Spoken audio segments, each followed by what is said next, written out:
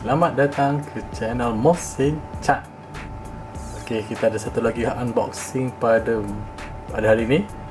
Okey, ini dia. Okey, ini dia package dia. G-Shock. Okey, lain sikit daripada lain. Okey, kita tengok dia rendah saja. Okey. So, model yang kita akan unboxing ni adalah model, okey, itu dia, GBA-800-9ADR. Okay, dan dah banyak sikit lah dia punya, lain sikit daripada yang lain lah. Ok, tanpa membuang masa, mari kita buka kotak ni. Ok, kotak ni tak ada buka atas. Ok, tak ada. Kita buka daripada tepi. Ok, ni dia, buka dari tepi.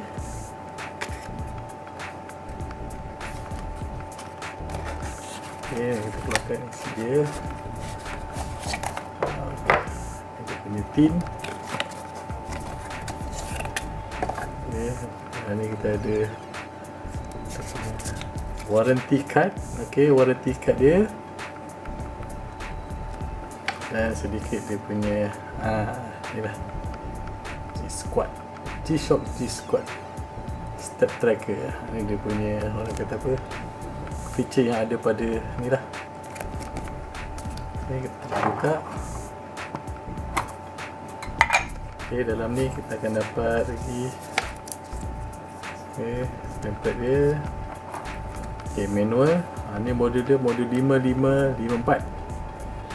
So, inilah apa yang ada kat dalam. Okay, kita letak.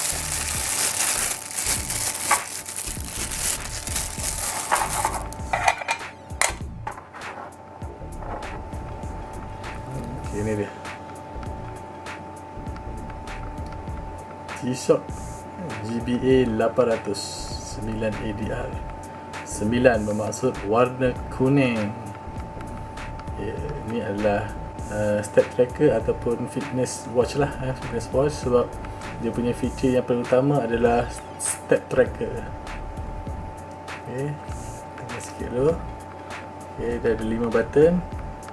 Dan button ni untuk button dia punya illuminator. Okay, tulisan atas tulisan G-Shock. Tapi ni kita ada button reset dan start. Okay, sini kita ada adjust dan juga mode. Okay, dekat dia punya interface kita ada analog dan juga digital. Digital ada 2 bahagian, satu dekat atas, satu dekat bawah. Ok, kita lihat dekat buckle dia. Buckle dia plastik dan juga metal campuran. Dan dia punya stopper dia adalah stopper plastik. Ok, kat gap ni ada satu warna hitam sikit, iaitu dia punya macam armrest lah. Ok, ni bahagian bawah. Bahagian bawah ada texture. Ok, dekat sini.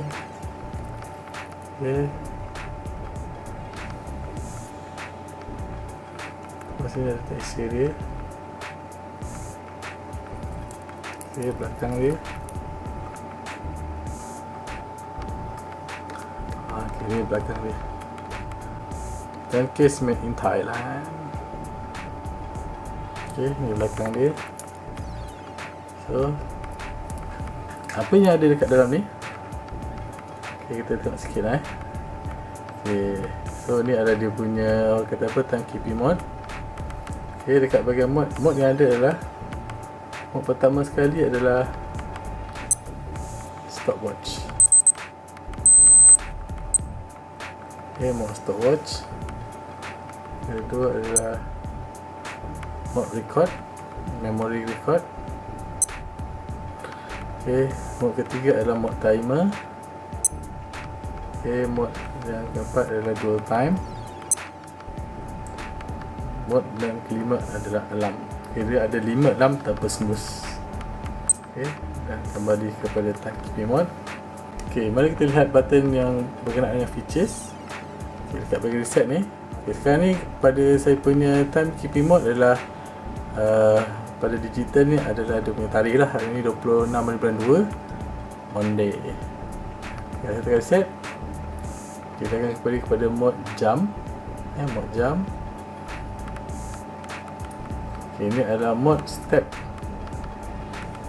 Step yang dah dikira sejak saya beli ni ada lebih kurang 223. Okay, ini saat. Saya kembali kepada timekeeping mode lah. Okay. Atas sekali ada dia punya illuminator. Okay. Dual illuminator maksudnya LED ni untuk timekeep, untuk ni untuk analog, dan untuk digital ada satu lagi LED. Ok, mari kita lihat kalau kita letak dekat ni awal sebelum tu. Ini dia punya tag, dan ni dia punya, kalau kata apa, feature-feature yang ada lah. Ok,